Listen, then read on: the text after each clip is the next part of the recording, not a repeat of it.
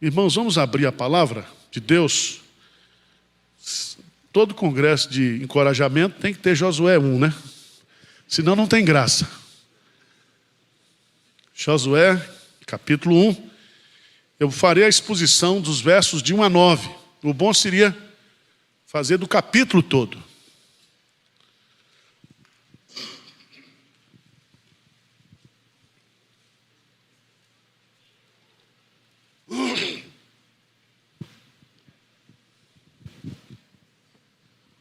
Sucedeu depois da morte de Moisés, servo do Senhor, que este falou a Josué, filho de Num, servidor de Moisés, dizendo: Moisés, meu servo, é morto. Dispõe-te agora, passa esse Jordão, tu e todo este povo, a terra que eu dou aos filhos de Israel. Todo lugar que pisar a planta do vosso pé, vos-lo tenho dado, como eu prometi a Moisés.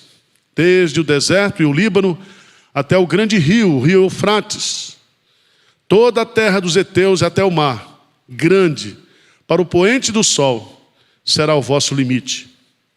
Ninguém te poderá resistir todos os dias da tua vida. Como fui com Moisés, assim serei contigo. Não te deixarei, nem te desampararei. Sê forte e corajoso, porque tu farás este povo herdar a terra que sob juramento prometi dar a seus pais. Então somente ser forte, muito corajoso, para teres o cuidado de fazer, segundo toda a lei que o meu servo Moisés te ordenou. Dela não te desvies, nem para a direita, nem para a esquerda, para que sejas bem-sucedido por onde quer que andares. Não cesses de falar deste livro da lei, antes medita nele dia e noite, para que tenhas cuidado de fazer segundo tudo quanto nele está escrito. Então farás prosperar o teu caminho e serás bem-sucedido. Versículo 9, vamos lá? Não te mandei eu, ser forte e corajoso. Não temas, nem te espantes, porque o Senhor teu Deus é contigo por onde quer que andares. Eu quero meditar com vocês, nesse trecho da palavra de Deus, sobre o encorajamento de Deus para que nós avancemos, para que nós conquistemos. Infelizmente, nós não temos aqui no Brasil estatísticas assim confiáveis sobre essa questão da vida pastoral. Lá nos Estados Unidos nós temos vários, o mais famoso lá do George Barna, tem um também ligado ao Francis Schaeffer e outros, onde você pode, para preparar uma mensagem para pastores, fazer uma pesquisa. Mas eu queria, aqui dentro da nossa experiência aqui, todo mundo aqui é obreiro, quase todo mundo, eu queria identificar quais são as 5 causas do desencorajamento do pastor na obra. Vamos fazer uma pesquisa bem simples. E eu vou apontar algumas, você pode apontar até outras aí. A primeira delas, a primeira fonte de desencorajamento, é justamente quando o pastor tem que administrar conflitos com a liderança. Quando ele chega na igreja, quando ele vai desenvolver o projeto da igreja, e ele encontra ali uma resistência. No contexto presbiteriano, isso tem nome: conselho.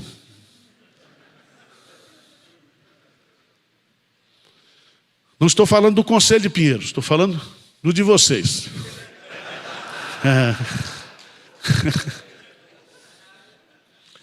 Segunda fonte de desencorajamento de um pastor: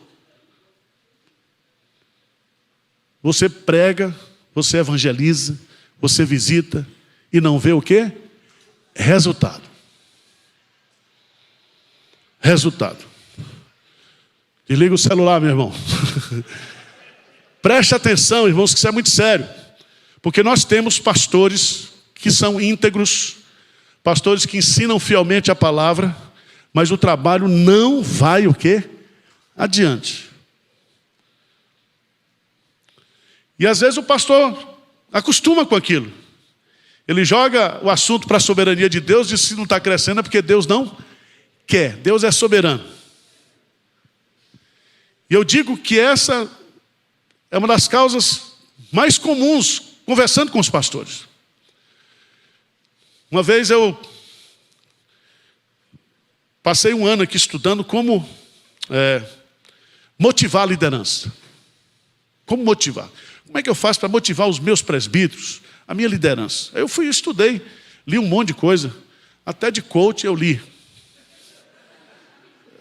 Nessa área de motivação, por exemplo,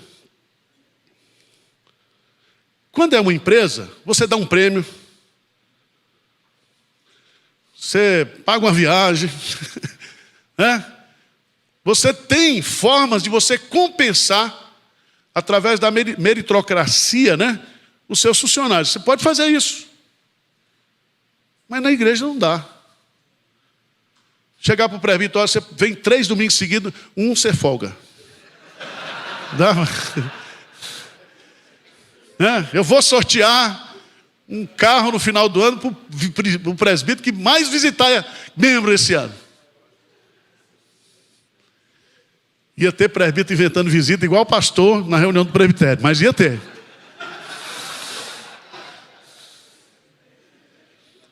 Terceira fonte de desencorajamento do pastor: finanças.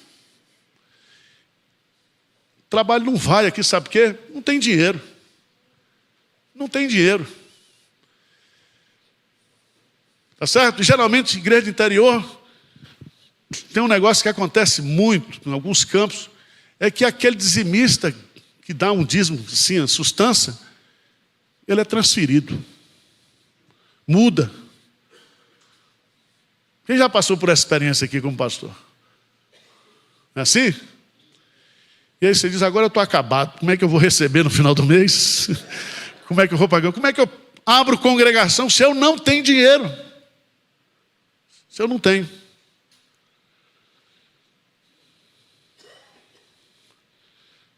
Quarta fonte de desencorajamento é a própria pessoa.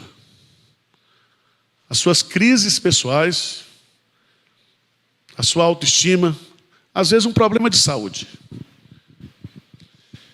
E nesse estudo que eu fiz sobre motivação, a conclusão que eu cheguei é que nós, para fazermos a obra de Deus, 50% é automotivação. Se eu não tiver isso, se eu não tiver essa paixão, na linguagem da psicologia, essa tesão pelo ministério, eu não vou adiante. Eu tenho que acordar segunda-feira e dizer, vamos começar tudo de novo. Tem que ler a Bíblia de novo, tem que orar de novo, tem que visitar de novo. Né? Você tem que ter isso. 50% resultado. 50% automotivação, 50% quando você começa a trabalhar e vê pessoas sendo transformadas, a igreja crescendo, vidas sendo modificadas, chegando gente nova na igreja, isso aí motiva você. Motiva. Quinta fonte de desencorajamento de pastor aqui no Brasil. Segundo o Instituto Arival, né? Jorge Barnum, Arival, a minha observação. São os problemas familiares, os problemas conjugais, os problemas com filhos. E envolve tudo isso. Porque às vezes o cara está no interior, está trabalhando, mas ali os seus filhos entram na fase de pré-adolescência, adolescência, e ele diz, eu vou só esperar e vou-me embora. Vou-me embora. Eu não estou falando nem de problemas, assim, de filhos, porque muitas vezes, grande parte das decisões ministeriais, elas são sempre tomadas na questão da família. E o cara diz assim, quem não cuida bem da sua família, não pode cuidar bem da igreja de Deus. Está lá no pré-requisito para ser o quê? Presbítero.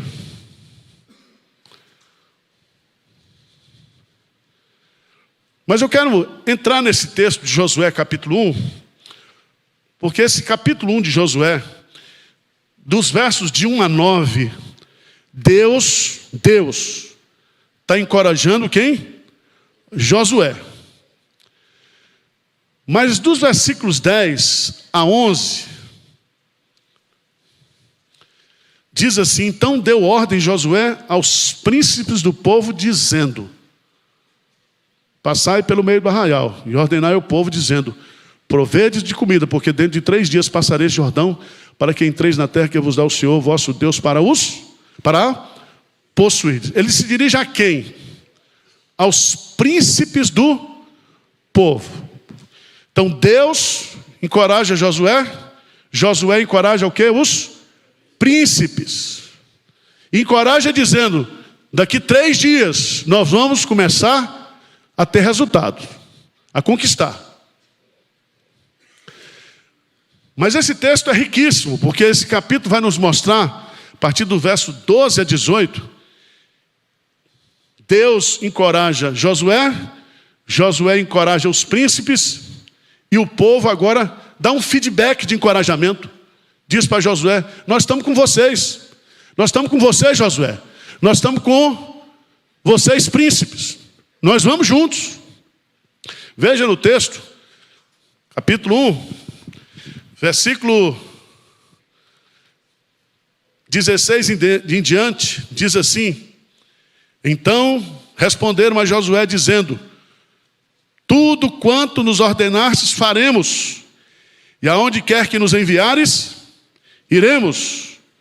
Como em tudo obedecemos a Moisés, assim obedeceremos a ti. Então somente seja o Senhor Deus, o Senhor teu Deus contigo, como foi com Moisés.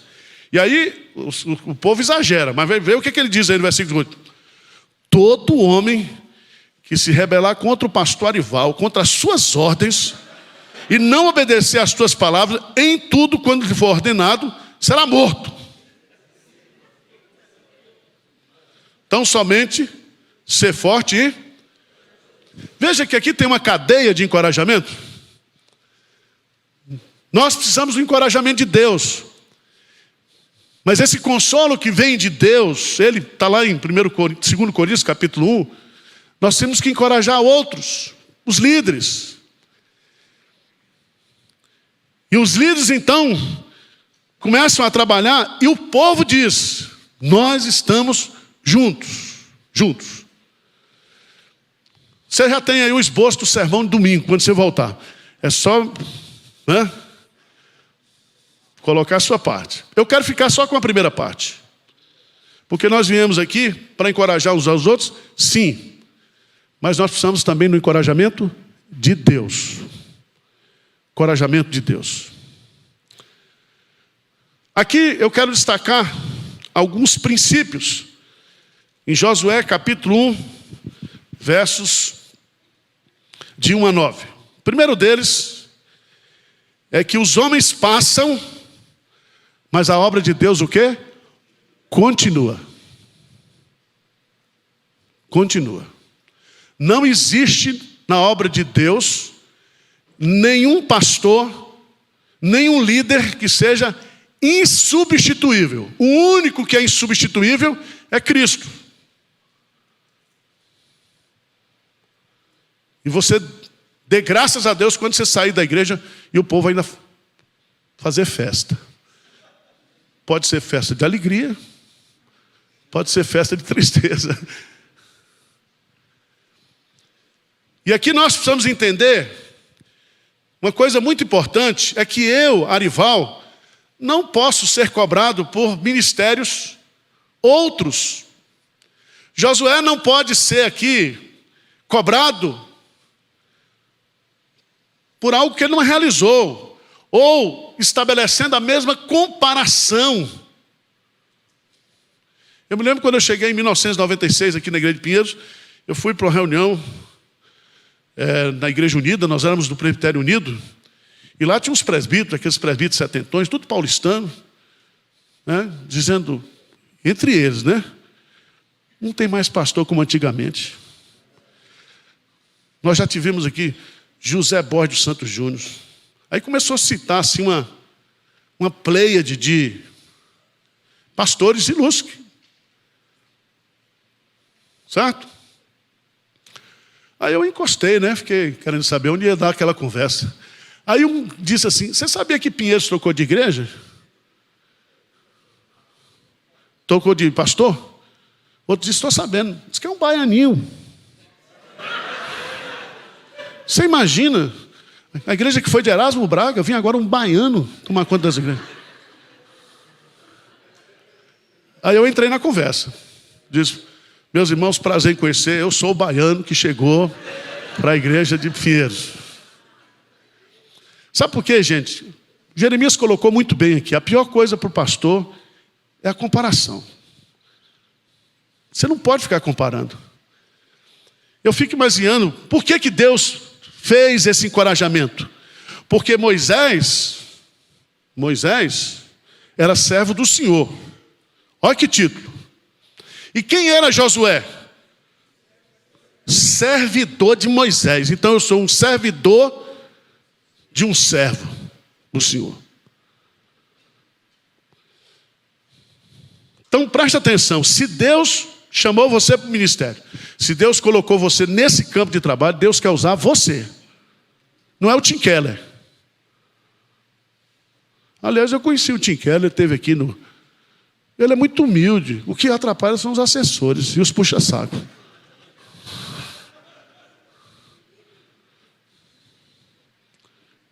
Nós temos grandes pastores que são usados, grandes no sentido assim, está realizando grande ministério, mas Deus me deu o meu ministério, o seu ministério. Tá certo? Então, se Deus lhe chamou, é porque Ele quer fazer a obra através de você. E esse texto é muito forte, porque é Deus que comunica para Josué. Sucedeu depois da morte de Josué, servo do Senhor, que esse falou a Josué, dizendo, filho de Nun, servidor de Moisés, dizendo: Moisés, meu servo, o quê? É morto. Não desmaiou, não tirou ano sabático, morreu. Morreu, mas nós não chegamos ainda à terra prometida. A obra não foi concluída, porque a obra não é de Moisés, a obra não é de Josué, a obra não é minha nem sua, a obra é de Deus. A obra é de Deus. Porque às vezes a gente acha que o nosso ministério, quando você planeja o seu ministério, você inclui Deus na sua agenda. Não é assim, é o contrário. A obra é de Deus, a missão é de Deus. Quando Jesus diz lá em João capítulo 20, né? Assim como meu Pai me enviou, eu também vos envio. Eu te glorifiquei na terra, realizando a obra que me deste para fazer. Jesus fez a parte dele. É a parte mais difícil, porque ele pagou o preço da redenção. Qual é o preço que nós temos que pagar? O preço da proclamação, da colheita, da semeadura. Então, o nosso trabalho é uma continuação da eleição antes da fundação do mundo, com a obra de Cristo, com o Pentecostes. E até Jesus voltar, essa obra será completada. Obra de Deus. Amém? Entenda isso. Entenda isso. Porque eu preguei um sermão sobre celebridade. Esse negócio de celebridade está uma doença na igreja hoje. O ministério do pastor fulano de tal. Você faz parte de que igreja? Não, da igreja do ministério do pastor fulano de tal, do apóstolo, não sei o quê. Vai acabar com isso, gente. Celebridade significa, sabe o quê? Idolatria. E a idolatria é como o pecado da feitiçaria, da desobediência. Porque tem muita gente hoje que conhece John Piper pelos vídeos. Ou ele veio aqui no Brasil, assistiu uma vez, mas ele começa a seguir, ele começa a idolatrar.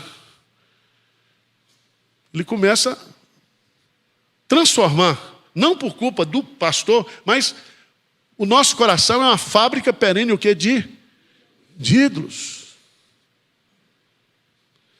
Nós precisamos tomar cuidado com isso, com a nossa autoestima. Eu me lembro aqui, vou contar de novo, vocês já ouviram. Estava aqui onde o pastor Marcos Severo estava sentado. Estava uma irmã aqui do lado, e o pastor Hernandes, pregando aquele famoso sermão dele, que eu já ouvi umas 15 vezes, toda vez que eu ouço eu choro. De 2 Timóteo, capítulo 4. Prisioneiro Paulo. Deus deu o dom para ele da oratória. E a irmã estava do meu lado, a mãe chorando compulsivamente.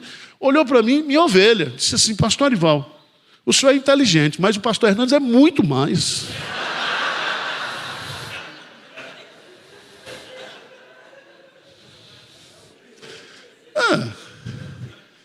Como eu sei que ele é mesmo? É muito mais inteligente. Eu fiquei tranquilo. Então você sofre no ministério esse achatamento de comparação, de resultado. Quantos seguidores você tem? O meu canal de YouTube de Pinheiros tem quase 1 milhão, o canal pessoal meu tem 25 mil. Eu nunca me preocupei especificamente em vender imagem de Arival, porque ninguém quer também. Tem que ser um pastor sarado. Veja os pastores que estão aí, 4 milhões, 5 milhões, tudo sarado, bonito, fala umas frases de efeito. Não é nossa praia, nós somos pastor de ovelha. Nós somos pastor raiz, pé de boi. Então não existe espaço, não existe um grande servo de Deus, não existe isso. Se é servo, não é grande. Tá certo? O único servo que é grande é Jesus, mas ele não se fez grande. Ele foi exaltado por Deus. E Deus deu-lhe um nome que está acima de todo nome. Ele é o cara. Ele é a celebridade. Tá certo? Então, fica tranquilo. Fica tranquilo. Preste atenção que Deus está dizendo para Moisés, ou dizendo para Josué: olha, meu servo Moisés é morto. Dispõe-te agora, passa esse Jordão, tu e todo esse povo, a terra que eu dou aos filhos de Israel. Então, os homens passam, mas a obra de Deus continua. E Deus continua a sua obra usando a mim e a você. Tá certo? Então você é importante. Você é importante. Você tem que entender que a nossa suficiência vem de onde? De Deus.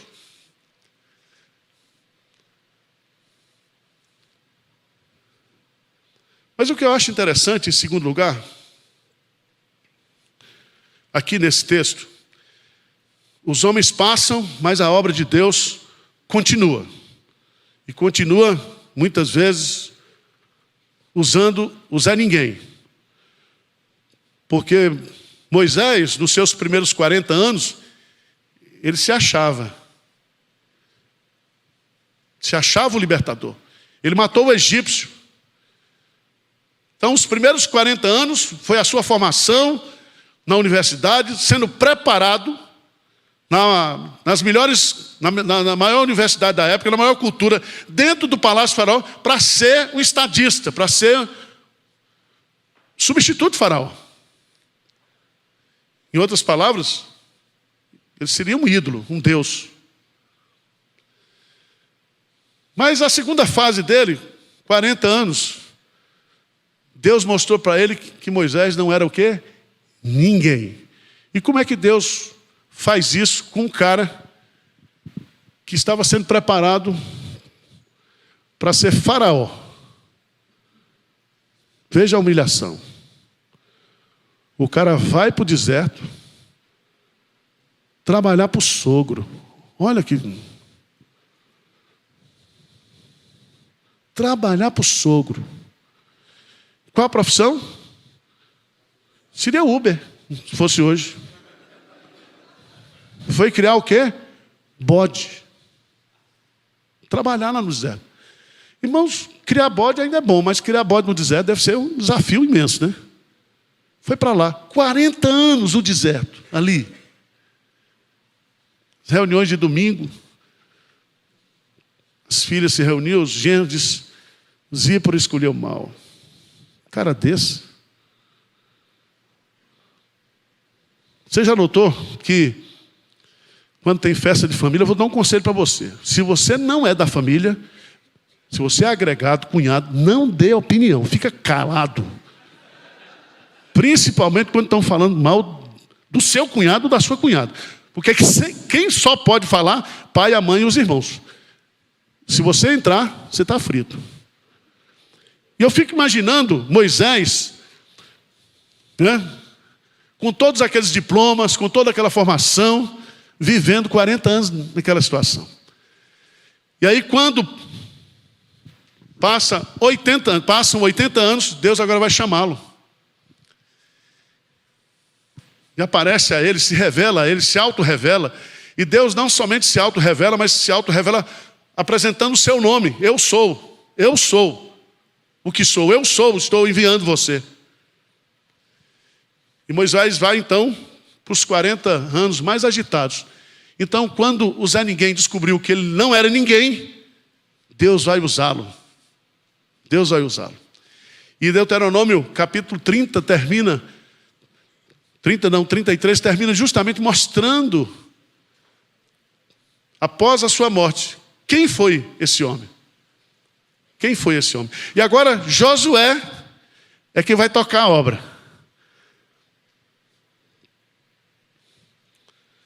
Segundo lugar, segundo princípio que eu vejo aqui, é que a obra de Deus é tomar posse daquilo que Ele quer nos dar. Preste atenção. Nós precisamos entender isso aqui. Quando eu estudo os evangelhos, são 4, é um evangelho só na versão de 4 evangelistas. Ali foi o quê? Jesus plantou a igreja em Jerusalém. Reuniu seus discípulos e tal. Na sua ascensão tinha mais de 500 ou 600. Mas ele plantou. Ele deu treinamento. Ele realizou a obra de fundação da igreja, que foi a sua expiação, a sua ressurreição, a sua ascensão. O Evangelho mostra isso. Aí o Espírito Santo nos dá o livro de Atos, que é justamente quando todo aquele treinamento, toda aquela teoria que foi dada. Lembra que os discípulos nos Evangelhos não conseguem orar 1 hora com Jesus. Depois vocês vão ver esses mesmos discípulos na ação missionária, jejuando, orando, porque eles foram colocar o quê? Em prática aquilo que eles haviam aprendido. A praxis. Esse é o tema de Atos. Eu vejo o livro de Josué como o livro de Atos do Antigo Testamento. Porque aqui, Josué, aquela parte principal, já estava tudo pronto. Deus tirou o povo do Egito, Deus fez aliança com Moisés no Monte Sinai, Deus deu a lei, Deus deu o tabernáculo, Deus deu toda a jurisdição para o funcionamento de uma nação. Agora é só conquistar, é só tomar posse. Os moravianos entenderam isso, que às vezes eu e você, nós esquecemos disso. Quando Jesus Cristo diz, erguei os olhos e vede que a seara já branqueja para a ceifa. O que significa isso, irmãos? É que nós estamos no tempo da ceifa. E que a obra da redenção já foi feita. Então eu não vou, veja bem, eu não vou realizar a obra da salvação. A salvação já tem a eleição, já tem a redenção, a expiação limitada. Agora nós só vamos o quê? Colher. Por isso que a gente confunde, quando a gente vai para a parábola do semeador, um planta, outro colhe.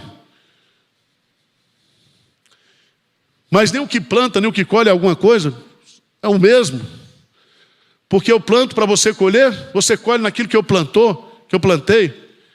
No sentido da proclamação. Então veja bem, O que os moravianos entenderam? Zizedorf, ele diz o seguinte: nós precisamos conquistar para o Cordeiro de Deus todas aquelas almas pelas quais ele já morreu. Lembra de João 10? Eu sou o bom pastor dá vida pelas suas ovelhas. Ele diz a outras ovelhas que não são desse aprisco: convém a mim o quê? Convém a mim o quê? Conduzi-las. Eu edificarei a minha igreja. Eu edificarei a minha igreja. Então, veja bem, eu e você, nós estamos numa batalha que já está ganha.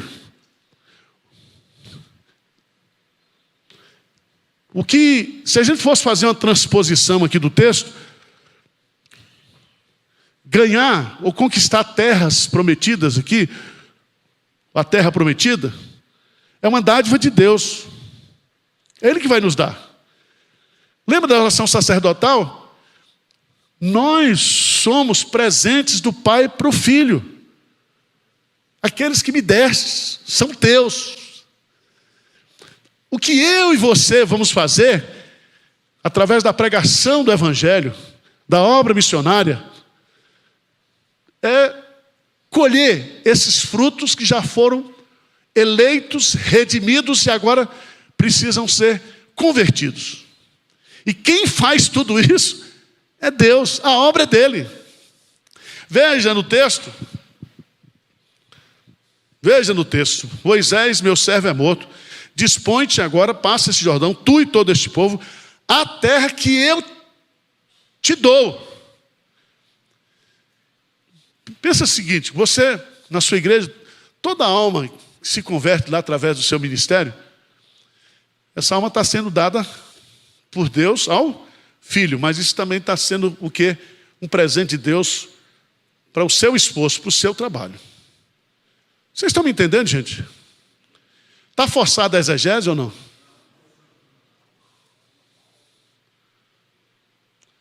Lembra que quando Paulo queria desistir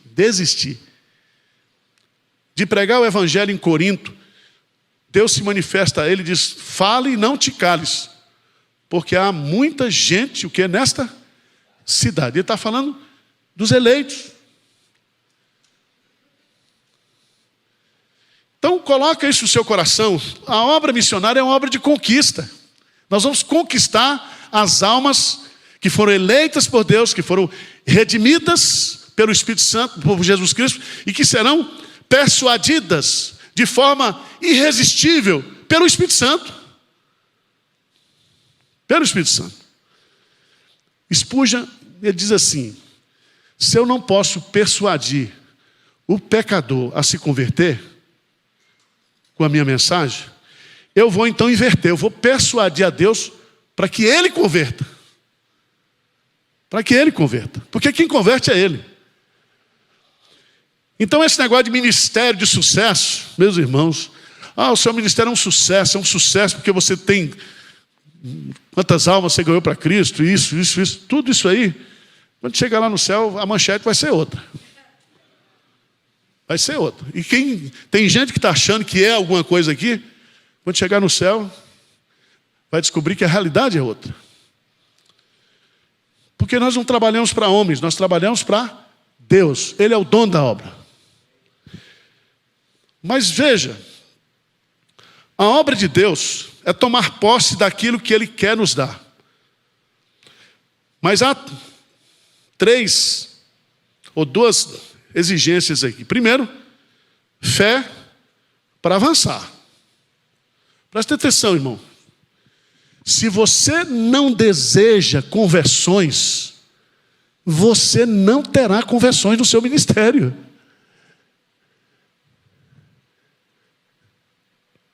Tá certo? Se você está pregou o ano todo na igreja e não se converteu ninguém, você tem que entrar em crise, procurar um psiquiatra, começar a orar, começar a brigar com Deus. E aí, Chega um picareta lá numa igreja que tem um falso evangelho, que tem falsa promessa, que tem tudo de errado na nossa visão e na visão bíblica, e o cara cresce. Uma vez eu entrei em crise lá em Jiquié, era pastor, o presbitério me colocou numa congregação que tinha 69 anos de congregação. E um gaiato lá no presbitério dizia: agora eu quero ver se você tem vocação mesmo para o ministério.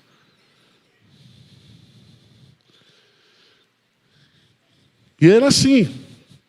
Eu estava pregando lá na igreja, uma igreja sofrida, uma congregação, 69 anos de congregação, e eu via do meu lado aquelas igrejas crescendo, enchendo de gente. Um dia eu cheguei para Deus, se eu tenho a Bíblia, se eu tenho o Espírito Santo, se nós somos a melhor forma de governo, se nós temos os melhores seminários, se nós temos acesso a tudo, quer dizer, eu com tudo isso não consigo aumentar essa igreja. O desgraçado ali, com tudo errado, está crescendo. Então essa desculpa não vale, tá?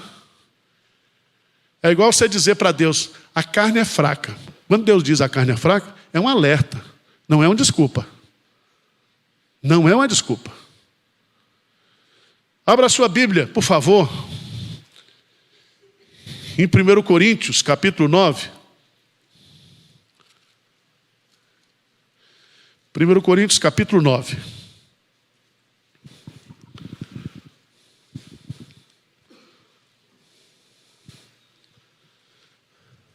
Versículo 16, Paulo diz: se anuncio o evangelho, não tenho de que me gloriar, pois sobre mim pesa essa obrigação, porque ai de mim se não pregar o evangelho. Então nós temos que pregar, a tempo e fora de tempo. É uma obrigação. Se faço de livre vontade, tem um galardão, mas se constrangido, então é a responsabilidade de dispenseiro. Mas eu queria que você lesse comigo o versículo 19. Vamos lá, o que diz? Porque sendo livre de todos, fiz-me escravo de todos, a fim de ganhar o maior número. O que é o maior número possível? Hein? Está difícil? Eu vou desenhar. O maior número possível. Se eu sei que ganhar a alma para Cristo é impossível para mim, humanamente falando, eu tenho que me agarrar com Deus e eu tenho que desejar que Ele me dê almas. Vocês estão entendendo o que eu estou dizendo? Se você não aspirar conversões, você não vai ter. E esse é o grande problema. 60%, 70% das igrejas presbiterianas, tudo aí com 100 membros, 100 membros. Parece que tem uma maldição, chega no 100 para. Tá bom. E aí vem uns professores de seminário e dizem assim: olha, mais de 100 membros você tem que arrumar um auxiliar. Porque para você pastorear mesmo, 100 pessoas já é gente demais. Já pensou um negócio desse? Um irmão chegou no presbitério, a igreja dele tinha 15, virou 30. Ele disse: pastor, minha igreja dobrou esse ano. Eu falei: dobrou mesmo, mas está muito pouco. De 15 para 30. O presbítero aqui em Pinheiros gostava de ler ata. Ele fez uma história do centenário da igreja de Pinheiros. E ele fez um relatório na reunião do centenário, dizendo: pastor Arival, nesses 100 anos, nós recebemos aqui mais de 3.000 membros. Eu falei: você está satisfeito? Ele disse: satisfeitíssimo. Eu falei: mas veja bem, Pedro, um sermão só. Foram batizados naquele dia quase 3.000. Num dia, no primeiro sermão depois do Pentecostes. Jonas, que era um profeta. Não era picareta, não. Ele era um homem que a ideologia política dele, como tem muito pastor hoje, prevaleceu sobre a teologia. Ele era ortodoxo, mas o seu xenofobismo não admitia que Deus convertesse os seus inimigos. Tá certo? Seria a mesma coisa hoje de Lula desejar a conversão de Bolsonaro e Bolsonaro a conversão de Lula. Um negócio assim. quero chamar a sua atenção para o fato, meus amados irmãos, de que nós precisamos ter fé para avançar. Se Cristo já conquistou, o Senhor me dê aqui. Na Igreja Batista, o Senhor deu 1.000, esse ano aqui só 10. Agora veja o que é que Deus diz aí, em Josué.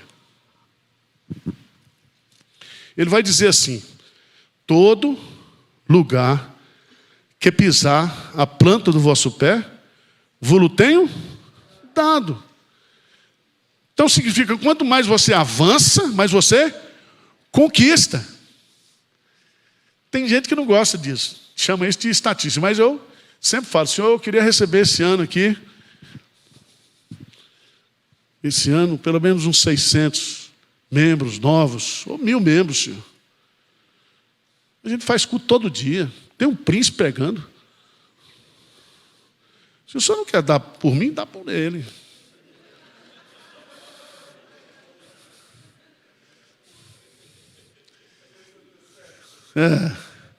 Agora, se Deus quiser, até junho nós vamos receber 300 novos membros esse ano. Então, fica agora os 700 para o segundo semestre. Nós temos uma TV 24 horas no ar. Eu sei que depois vocês têm que mandar oferta para a gente, porque vocês estão recebendo muitos membros da sua igreja por causa da IPP TV. Por causa dos sermões do Augusto, né? Isso tem uma coisa ruim. Quando ele chega lá na igreja e vê que não é o Hernandes, ou ele fica desanimado. Vê que você não é Augusto. Sabe por quê? É idolatria. É a celebridade. Está entendendo como é que é? Não por culpa dos irmãos, eu estou falando pela mentalidade que nós estamos vivendo hoje. Mas eu e você precisamos desejar ardentemente ganhar o maior número o quê? Possível.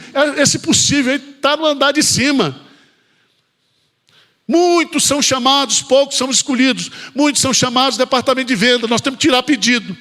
Quem aprova o cadastro é lá no céu. Departamento de cadastro. Vocês estão entendendo? Quanto mais a gente semear, a gente vai o quê? Colher. Então, se você está plantando igreja, filho, no interior, qualquer lugar que você estiver, e você acha que fazendo culto quarta-feira e culto aos domingos, sua igreja vai crescer? Não vai. Atos dos Apóstolos diz que a igreja pregava todos os dias, nas casas e no templo. Pregava todos os dias. Então, se nós queremos que a nossa igreja cresça, se você quer que o seu ministério avance, você tem que trabalhar. Segundo, fé para avançar. Fé nas promessas de Deus. Veja o que é que Deus diz aí. Todo lugar que pisar a planta do vosso pé, vos tenho dado. Passado, tá? Como eu prometi o que a Moisés. O que eu me coloco isso aqui? Me coloca de que eu preciso de fé para avançar, mas eu preciso ter fé também nas promessas de Deus. Eu gosto muito de Isaías 53, quando diz que Jesus Cristo, depois do servo sofredor fazer a sua obra, e ele viu o penoso trabalho de sua alma e ficou o quê? Satisfeito. O que é que traz satisfação no céu? O que traz alegria no céu? Hein? Almas. Meu irmão, reveja um assunto do seu ministério. Você está gastando muito tempo com um crente que não vai para frente. Tem uns crentes na igreja, que eu nem sei se são crentes. Eles acham que o pastor é deles. Delivery. Ligou, vem. Tem crente que está na igreja, há 20 anos, 30 anos, 40 anos. O cara não amadurece. Não vai para frente. E eles ficam lhe sugando, lhe criticando, e fazendo isso, fazendo aquilo. Reveja isso. Porque se o que dá alegria ao meu Senhor e meu Salvador são almas arrependidas, ovelhas também que se arrependem, isso faz parte do pastoreio, mas faz parte também da pregação do Evangelho. Fé nas promessas de Deus. Então, primeiro princípio, os homens passam, mas a obra continua. Segundo princípio, a obra de Deus é tomar posse daquilo que Ele quer nos dar. Nos dar. Terceiro, presta atenção, a obra de Deus avança de forma o quê? Irresistível. Ninguém detém, é obra santa. Não tem legislação de governo, não tem ideologia, não existe nada. Só o pecado atrapalha, mas também não para. É muito interessante, veja aí, no versículo 5, Deus diz uma coisa. 5, o que é que diz? Ninguém te poderá resistir todos os dias da tua. Como fui com Moisés, assim serei contigo, não te deixarei e nem... Então veja bem, por que a obra que nós estamos fazendo, ela é irresistível? Claro que não é pela sua beleza, que de você de irresistível não tem nada. Aliás, Jesus é descrito como aquele que era o mais desprezado de todos. A atração de Jesus não estava no seu físico. Recado para esses pastores aí, sarado, topetinho assim.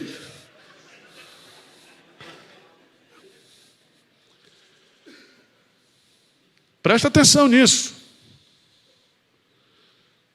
Por que nós somos irresistíveis? 3 razões ele vai dar no texto. Ele vai dizer, primeiro, porque eu serei contigo. Se Deus é por nós, quem? Segunda coisa, não te deixarei. Não te deixarei. Eu estou mandando você ir, eu estou mandando você avançar, mas eu estou com você. Então, irmãos, Deus com a gente, nós somos maioria. Deus com a gente, nós somos ousados. Deus com a gente, nós vamos avançar. Não importa o que os outros estão pensando, se as pessoas estão julgando você, julgando sua motivação, julgando seus propósitos. Quem não julga é o Senhor. Paulo chegou um momento da sua vida que ele diz, olha, eu não vou ficar mais discutindo com vocês.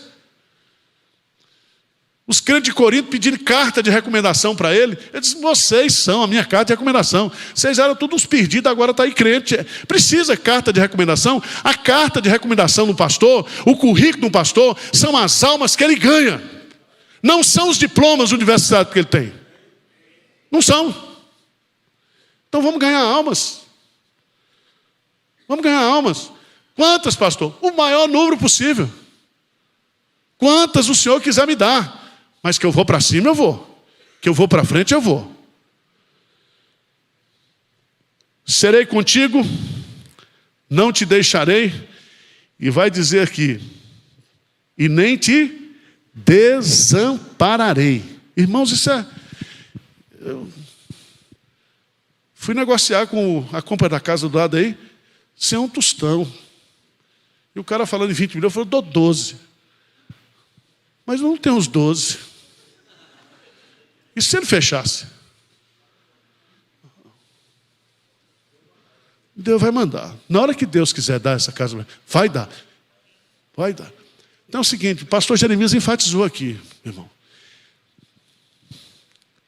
Essa desculpa de dinheiro como empecilho do crescimento da sua igreja, do seu ministério, do seu envolvimento com missões, é uma desculpa esfarrapada. Porque se você sair para pregar, a Bíblia diz, esses sinais acompanharão os que creem. Você vai ter capacidade de comunicação, você vai ter capacidade de confrontar o império das trevas, você terá capacidade do sentido de proteção de Deus, você terá capacidade de levar o evangelho não somente pelo falar, mas pelo ver, porque Deus fará transformações, mudanças claras na vida das pessoas. A igreja primitiva falava não somente aos ouvidos, à mente, mas falava aos olhos. E aqui é importante a gente entender que se eu não faço, se eu não avanço, aqui Deus vai usar outros para o quê? Avançar. Eu fico impressionado com o presbiteriano. Presbiteriano, Ele está aqui em São Paulo, muda para o interior. Chega lá no interior, na cidade dele, não tem igreja presbiteriana. O que o desgramado faz? Vai para a Batista, se rebatiza. Isso me irrita. E se torna membro da igreja. Hoje eu não sei, mas antigamente os assembleianos, o pessoal da Cristã do Brasil, onde eles chegassem, se não tivesse uma igreja, eles começavam uma. Está no DNA.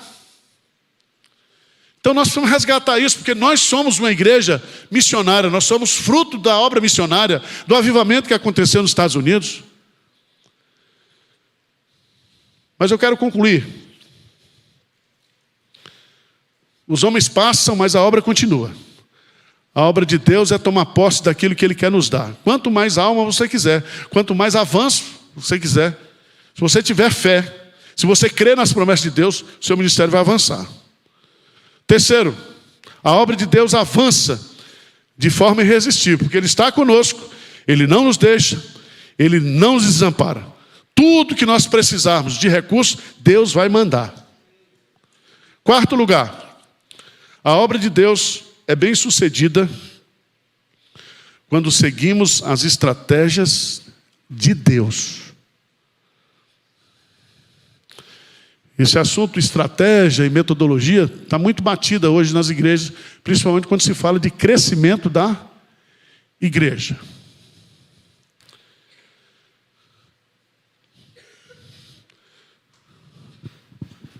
Antes de falar de estratégia, você tem um princípio para o sucesso aqui. Tão somente ser forte e muito corajoso para ter o quê? Cuidado de fazer segundo toda a lei que meu servo Moisés ela não te desvie nem para a direita, nem para a esquerda, para que sejas bem-sucedido por onde quer que andares. Presta atenção que a igreja avança não do meu jeito, mas do jeito de Deus. E nós temos que ter forte e corajoso, não é somente para avançar, é para ficar na Bíblia. É para ler a Bíblia, é para meditar na Bíblia, é para praticar a Bíblia, é para ensinar a Bíblia. Sem Bíblia não tem igreja. Onde a palavra de Deus não está sendo pregada, ali não existe a igreja de Deus. Está aqui o princípio. Mas o que eu quero chamar é porque quando Josué vai conquistando, Deus vai dando as estratégias para ele. Qual foi a estratégia que deu lá para Jericó? Qual foi a estratégia? Vê se tem lógica. Vê se isso seria aprovado pelo conselho hoje. Hein? Eu já rodei com o pastor Jeremias, já está comprada. Vai lá, todo dia, roda. No último dia, você roda 7 vezes e toca a trombeta que os muros vão cair. Tem lógico um negócio desse? Mas foi Deus que mandou. Deus que mandou. Quando chega em Aí, lembra lá, capítulo 7? Eles são derrotados por causa do pecado, mas porque também Josué não perguntou qual era a estratégia que Deus queria que ele usasse. Ele já diz, aí é pequenininho, vamos mandar só pouco soldado, que isso vai ser uma luja. Ele erra, feio, é derrotado, mas lá no capítulo 8, veja lá, capítulo 8 de Josué, diz assim: disse o Senhor a Josué, não temas, vamos ler juntos?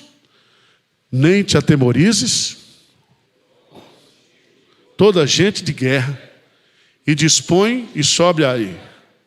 Olha que entreguei nas tuas mãos o rei de Ai, e o seu povo, e a sua cidade. Então, toma contigo toda gente de guerra. Mudou a estratégia ou não? Mudou. Então nós não podemos focar em estratégia, porque a estratégia Deus vai dar para cada um aqui. Eu estava viajando de avião, indo para Recife, e sentou-se do lado um irmão aqui da Assembleia de Deus aqui, E eu falei, você é crente? Sou crente e tal. Você está fazendo o quê? Não, estou indo lá para o sertão da Paraíba, vou plantar a igreja lá. Eu vou lá apoiar o trabalho de um pastor da Assembleia de Deus. E ele começou a falar, se empolgou. Eu falei, mas senhor, qual é a estratégia que o senhor usa? Ah, pastor, estratégia é tudo. Eu falei, qual é a estratégia que o senhor usa? A estratégia do bombom. Eu falei, bombom? Que estratégia é essa? Ele disse, não, eu estou carregando aí malas e malas de bombom, de caramelo, de bala. Então eu chego na cidade e vou dando para as crianças. Isso é um método Cosme Damião, mas tudo bem. Vai. E vou dizendo assim, ó, mais tarde tem mais no culto que vai acontecer lá em tal lugar. Leve seus pais. Pensa numa estratégia. Ó, você pensou num negócio desse? Estratégia. Eu digo sempre que nós não devemos copiar estratégias, nós devemos copiar princípios. Veja lá em Colossenses, capítulo 4.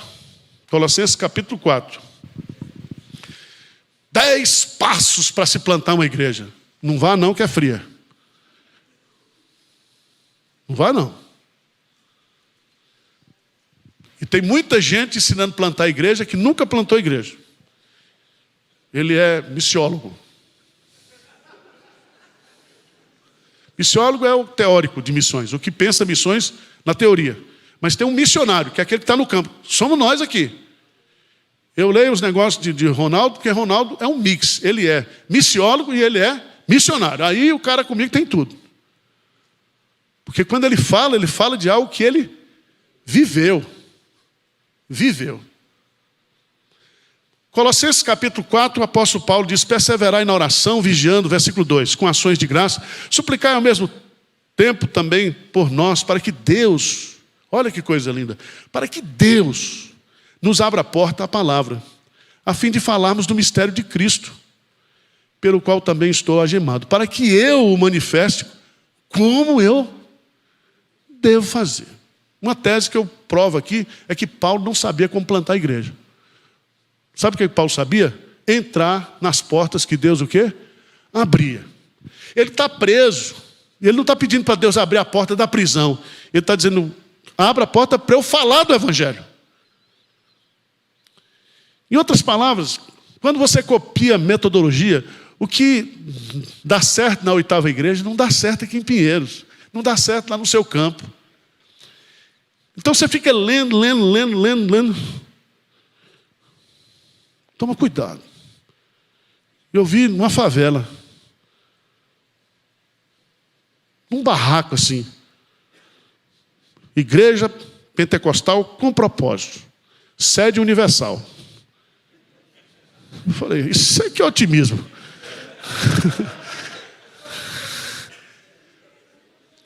Irmãos, o que o pastor Carlito está fazendo lá em São José dos Campos, o que eu estou fazendo aqui, o que você faz lá, Deus vai mostrar, e Deus vai mostrar isso com oração. Deus vai abrir portas para você. Como é que planta a igreja? Tem igreja que nasce num pequeno grupo, tem igreja que nasce com trabalho com criança, tem igreja que nasce com trabalho numa empresa. As igrejas nascem. O vento sopra onde quer. Onde quer. É igual o presbitério, o Ciro, mandou um documento contra a gente de Pinheiros, porque abriu uma igreja em Mojimirim. Veja bem, eu não sentei aqui, nem com o pastor Mariano, vamos invadir Mojimirim. Não. Vamos plantar uma igreja. Não. Um irmão nosso, que é da cidade, mudou-se para lá, começou uma igreja na casa dele. E o trabalho começou a crescer. E aí o irmão também, que além de evangelista, é padeiro, ganhou a máquina de fabricar pão, virou igreja e padaria, tudo junto. Não, mas deu justamente na pandemia. Agora o cara quer me processar, que eu invadi a jurisdição dele. Mas, meu irmão, pelo amor de Deus, é uma falta de visão do reino desgraçado. Porque o vento sopra onde? Que as igrejas nascem. A igreja mais importante de Atos, eu colocaria aqui, a igreja que foi mãe do projeto transcultural, ela nasceu porque alguns homens, não foram os apóstolos, não foram os profetas, não foi Barnabé, alguns homens começaram a pregar, e Deus converteu. E quando Barnabé é enviado lá de Jerusalém, quando ele chega lá, ele vê a graça de Deus e se alegra. E aquela igreja vai trazer Paulo do obscurantismo. E Paulo vai começar o seu ministério na igreja de Antioquia. Então é o seguinte, meu irmão, invente-se lá no seu campo. Não fique olhando para os outros. Não fique.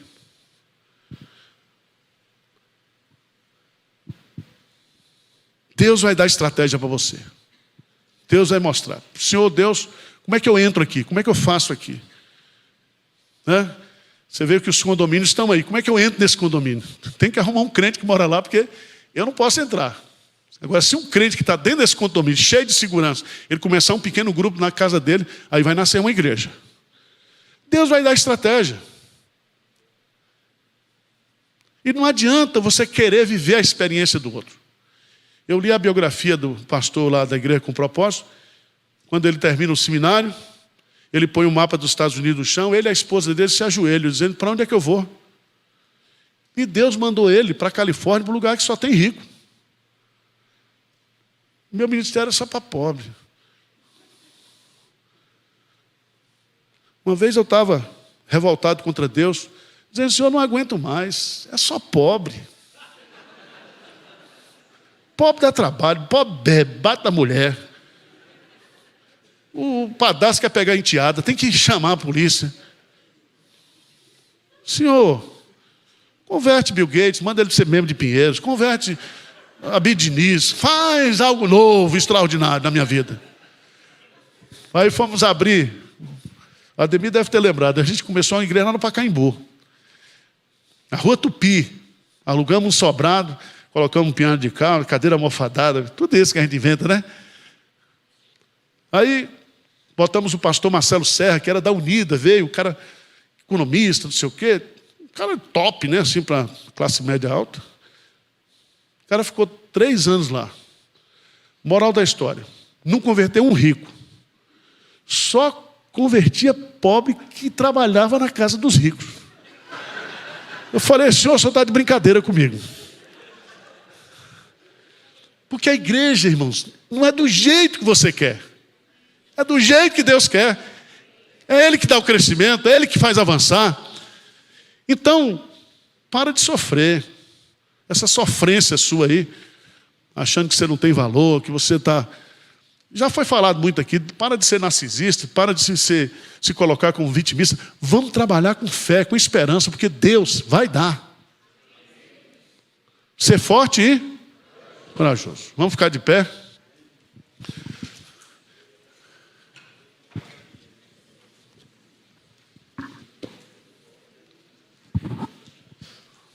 Vamos orar? Pedir a Deus graça. Pedir a Deus sabedoria. Pedir a Deus que Ele nos dê coragem. Receba o encorajamento de Deus nessa tarde. Prepare-se para encorajar os seus líderes. Chame a sua igreja para que haja uma palavra da igreja de encorajamento para você e a liderança. Ninguém avança sem o consolo do Espírito, sem o encorajamento. Nós precisamos. É o oxigênio do nosso ministério, o encorajamento. Você veio aqui e vai voltar no próximo. Se você não dobrar o número de membros da sua igreja, crescer, você vai ser demitido. Tá certo? Agora, se você não quer avançar, pede logo hoje. Hoje. Eu fiquei irritado com os pastores que fecharam a igreja na pandemia e depois que voltaram pediram férias. Não, pense num negócio desse. Não é uma vergonha? Muitos que fecharam a igreja voltaram agora, os crentes não estão voltando, as igrejas estão morrendo. Sabe o que é isso? Juízo de Deus. Por preguiçoso. Porque as ovelhas precisavam mais da gente na pandemia. Os médicos da sua igreja arriscaram a vida, as enfermeiras, para salvar a vida humana. Nós temos que salvar o quê? Quantas dessas 600 mil que morreram, que a gente não sabe se foi de Covid, que foi para o céu? Ou foram para o céu?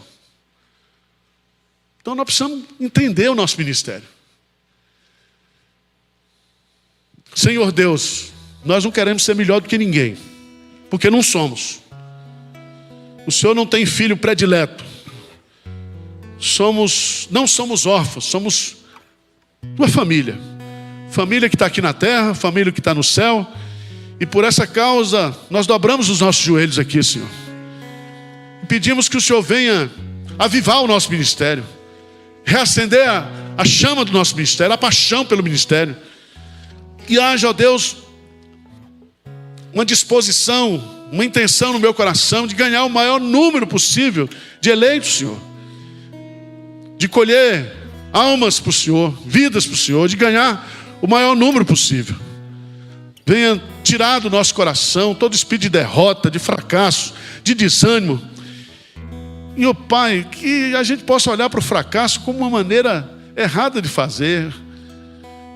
Porque cada fracasso tem que nos ensinar, nos mostrar, que nós possamos nos render a Ti completamente. Nós oramos em nome de Jesus. Amém, Senhor. Amém.